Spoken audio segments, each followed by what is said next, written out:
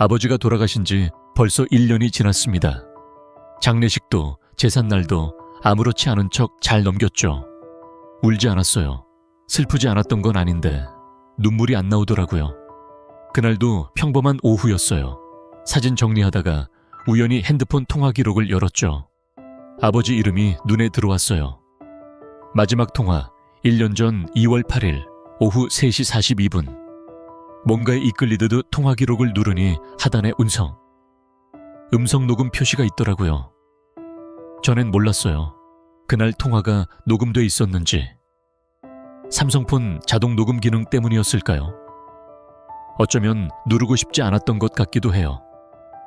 그걸 누르면 제가 미루어온 감정들이 한꺼번에 쏟아져 나올 것 같아서요. 그런데 그날은 눌렀어요. 그냥 듣고 싶었어요. 그때의 나가 어떤 감정이었는지, 그때의 아버지가 어떤 목소리였는지. 녹음이 시작됐습니다. 아빠 병원 가셨어요? 제 목소리부터 들리더군요. 익숙하고 무심한 말투. 그다지 특별하지 않았던 인사. 그다음 아버지 목소리가 나왔죠. 지금 병실 들어왔어. 느릿한 말투, 목에 힘없는 음성. 그건 병원에 계셨던 아버지의 목소리였어요. 그제야 기억이 났습니다. 그날은 수술 전날이었어요. 작은 수술이라고 하셨지만 그때 아버지는 74세였고 몸이 많이 쇠약해졌을 때였죠. 잘 받을 수 있어요. 걱정하지 마세요. 그땐 그렇게 말했죠. 마음 깊은 곳의 불안은 꺼내지 않았어요. 말하지 않아도 전해지는 게 있다고 믿었거든요. 하지만 그게 그날이 마지막일 줄은 정말 몰랐어요. 아버지와는 원래부터 말이 없었어요. 정확히 말하면 저와 대화라는 걸 거의 해본 적이 없다고 해야 맞겠죠. 어릴 때도 그랬어요.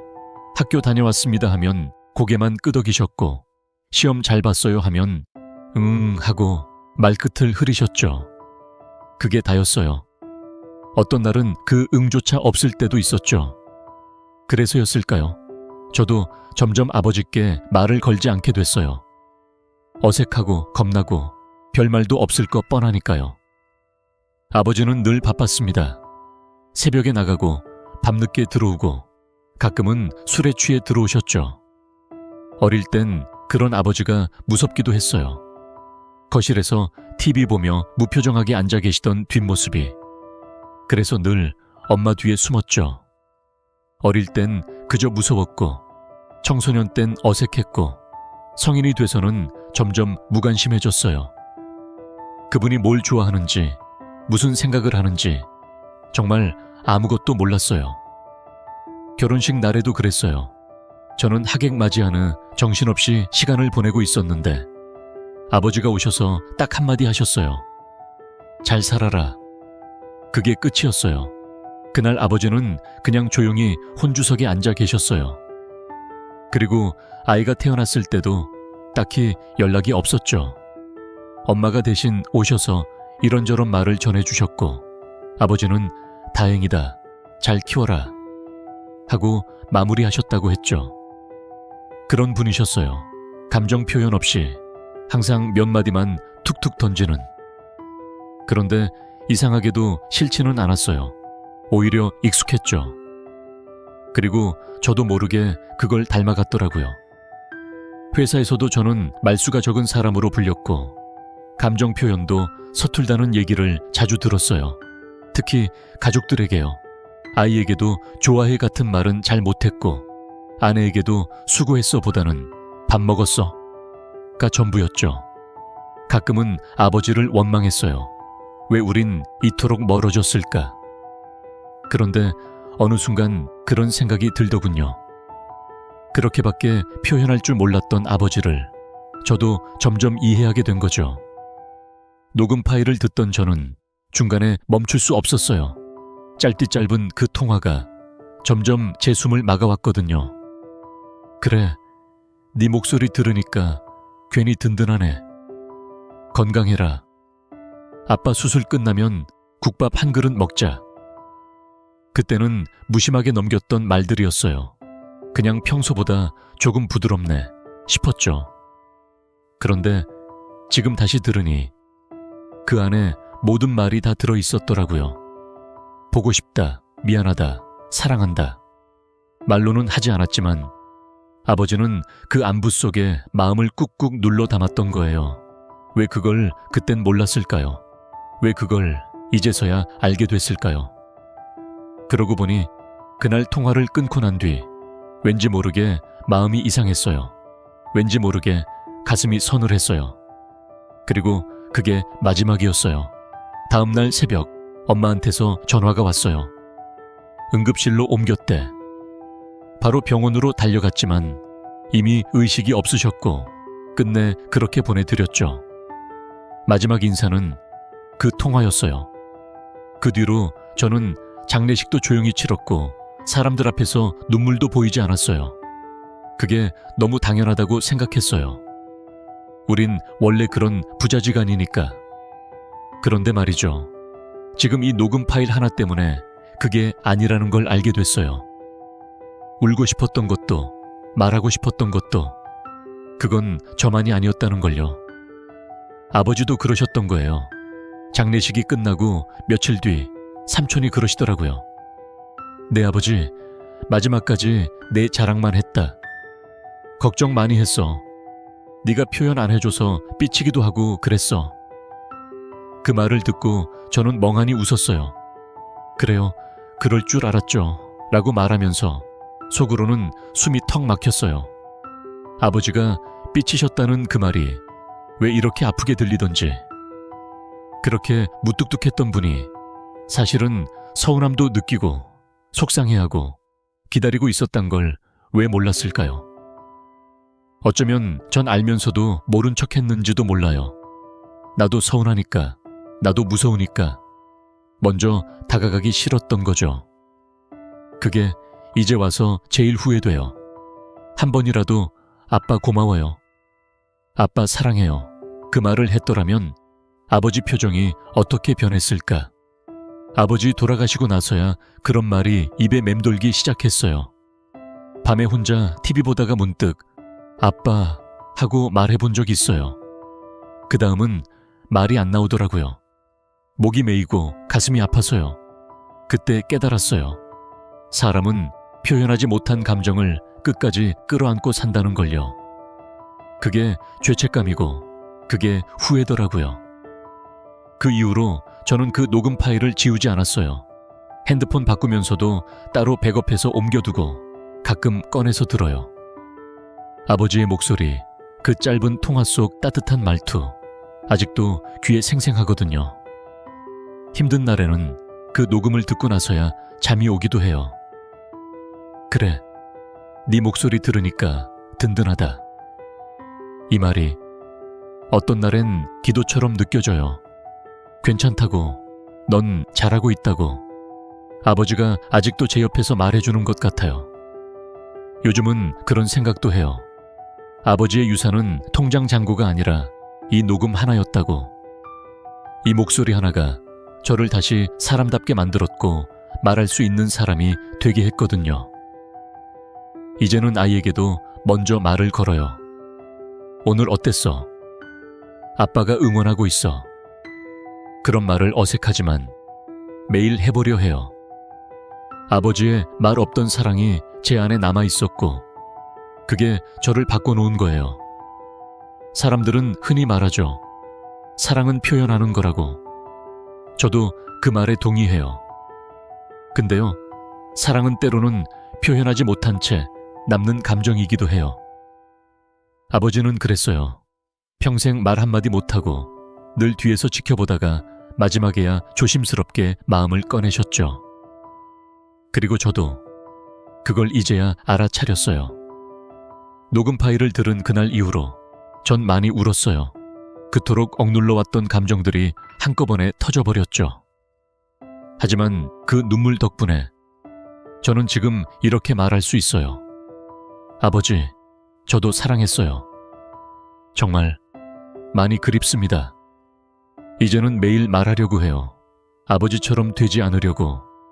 내 아이에게, 내 아내에게, 내 주변 사람들에게 지금 사랑한다고 말하려고요. 그게 아버지가 저에게 주신 마지막 가르침 같아요. 혹시 여러분도 마지막 통화를 기억하시나요? 혹시 표현하지 못한 사랑이 있진 않으신가요? 늦기 전에 지금 바로 전화해보세요. 지금이 가장 빠른 때일 수 있어요. 오늘도 제 이야기 들어주셔서 감사합니다. 여러분의 이야기도 댓글로 들려주세요. 그리고 혹시 마음에 남는 목소리가 있다면 지금 한번 꺼내 들어보세요. 아버지가 돌아가신 지 벌써 1년이 지났습니다. 장례식도 제삿날도 아무렇지 않은 척 잘 넘겼죠. 울지 않았어요. 슬프지 않았던 건 아닌데 눈물이 안 나오더라고요. 그날도 평범한 오후였어요. 사진 정리하다가 우연히 핸드폰 통화 기록을 열었죠. 아버지 이름이 눈에 들어왔어요. 마지막 통화 1년 전 2월 8일 오후 3시 42분. 뭔가에 이끌리듯 통화 기록을 누르니 하단에 음성 녹음 표시가 있더라고요. 전엔 몰랐어요. 그날 통화가 녹음돼 있었는지. 삼성폰 자동 녹음 기능 때문이었을까요? 어쩌면 누르고 싶지 않았던 것 같기도 해요. 그걸 누르면 제가 미루어온 감정들이 한꺼번에 쏟아져 나올 것 같아서요. 그런데 그날은 눌렀어요. 그냥 듣고 싶었어요. 그때의 나가 어떤 감정이었는지, 그때의 아버지가 어떤 목소리였는지. 녹음이 시작됐습니다. 아빠 병원 가셨어요? 제 목소리부터 들리더군요. 익숙하고 무심한 말투. 그다지 특별하지 않았던 인사. 그다음 아버지 목소리가 나왔죠. 지금 병실 들어왔어. 느릿한 말투, 목에 힘없는 음성. 그건 병원에 계셨던 아버지의 목소리였어요. 그제야 기억이 났습니다. 그날은 수술 전날이었어요. 작은 수술이라고 하셨지만 그때 아버지는 74세였고 몸이 많이 쇠약해졌을 때였죠. 잘 받을 수 있어요. 걱정하지 마세요. 그땐 그렇게 말했죠. 마음 깊은 곳의 불안은 꺼내지 않았어요. 말하지 않아도 전해지는 게 있다고 믿었거든요. 하지만 그게 그날이 마지막일 줄은 정말 몰랐어요. 아버지와는 원래부터 말이 없었어요. 정확히 말하면 저와 대화라는 걸 거의 해본 적이 없다고 해야 맞겠죠. 어릴 때도 그랬어요. 학교 다녀왔습니다 하면 고개만 끄덕이셨고, 시험 잘 봤어요 하면 하고 말끝을 흐리셨죠. 그게 다였어요. 어떤 날은 그 응조차 없을 때도 있었죠. 그래서였을까요? 저도 점점 아버지께 말을 걸지 않게 됐어요. 어색하고 겁나고 별말도 없을 것 뻔하니까요. 아버지는 늘 바빴습니다. 새벽에 나가고 밤늦게 들어오고 가끔은 술에 취해 들어오셨죠. 어릴 땐 그런 아버지가 무섭기도 했어요. 거실에서 TV 보며 무표정하게 앉아 계시던 뒷모습이. 그래서 늘 엄마 뒤에 숨었죠. 어릴 땐 그저 무서웠고, 청소년 땐 어색했고, 성인이 돼서는 점점 무관심해졌어요.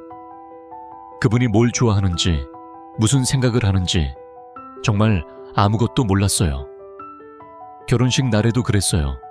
저는 하객 맞이하는 정신없이 시간을 보내고 있었는데 아버지가 오셔서 딱 한마디 하셨어요. 잘 살아라. 그게 끝이었어요. 그날 아버지는 그냥 조용히 혼주석에 앉아 계셨어요. 그리고 아이가 태어났을 때도 딱히 연락이 없었죠.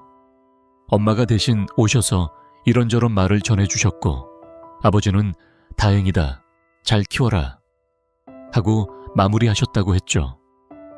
그런 분이셨어요. 감정 표현 없이 항상 몇 마디만 툭툭 던지는. 그런데 이상하게도 싫지는 않았어요. 오히려 익숙했죠. 그리고 저도 모르게 그걸 닮아갔더라고요.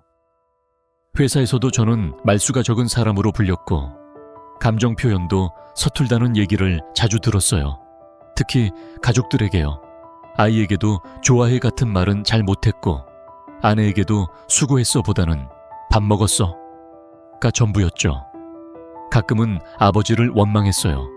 왜 우린 이토록 멀어졌을까? 그런데 어느 순간 그런 생각이 들더군요. 그렇게밖에 표현할 줄 몰랐던 아버지를 저도 점점 이해하게 된 거죠. 녹음 파일을 듣던 저는 중간에 멈출 수 없었어요. 짧디 짧은 그 통화가 점점 제 숨을 막아왔거든요. 그래,